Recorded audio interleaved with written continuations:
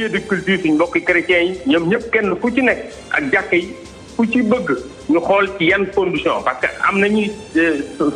ñun déjà organisation boo xam ne bii xam nañu fu jàkka nekk ak fu jumaa nekk. parce que déjà au niveau du Sénégal am na lu ëpp ñeenti junni ak juróomi téeméeri jàkk jumaa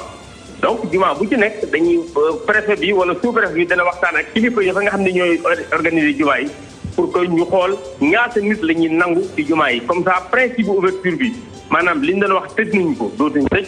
waaye nag il faut ñu accepter nombre bu fay dem pour que limitation yi mën a am masque barrière mën a nekk réalité kenn ku ci nekk sàmm sa morom sàmm sa bopp. monsieur le ministre de l'intérieur maa ngi lay nuyu di la laaj rek ci mbir moomu ndax dafa am benn bés boo xam ne jàpp ngeen ko pour ñu ubbeendoo jàkka yi ak jumaa yi ngeen jàpp ni war na ubbi yëpp wala dañu xool chaque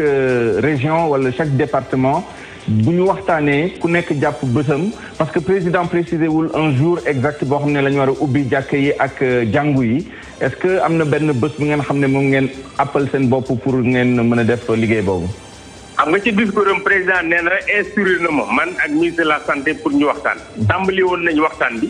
ak association yi tàmbali woon nañu waxtaan bi même ak kilifa diine yi man mii waxtaan naa ak ay xalif généraux pour ñu wax ci mbir moomu. donc déjà li ñuy def mooy aussi duñu woon def benn mise en œuvre te président yëkkali wu doon waxam ba Sénégal yëpp dégg ko léegi nag gannaaw nañu dégg nañ ko demee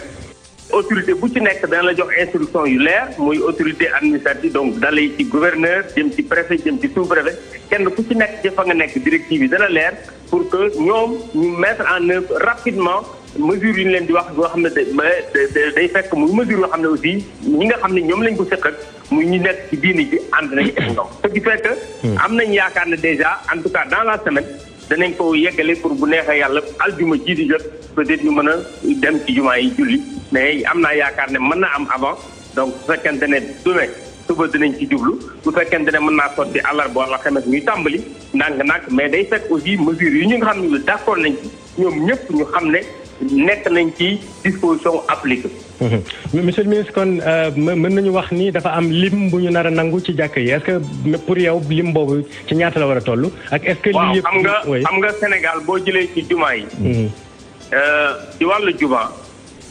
ci suñu rite bi nga xam ne moo ëpp fii ci Sénégal muy le rite maliki.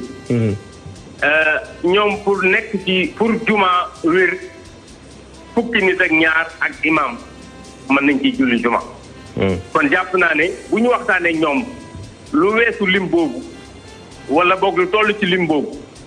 waaye ñu fexe ba nit ñi duñ buuxante ci jumaa yi fexe ba nit ñi am espace bu doy ci jumaa yi rek am naa yaakaar ne buñ ko trouvé comme solution li ci des yëpp principe bi na wax ubbi jumaa yi ndax julli ji mën a dellu ci seen bërëb di ñaan catholique yi mën a dem seen bërëb di ñaan rek loolu dinañ ko respecté te nit ñi xam ne tamit vraiment lii ñu ñëpp dañ cee war a nekk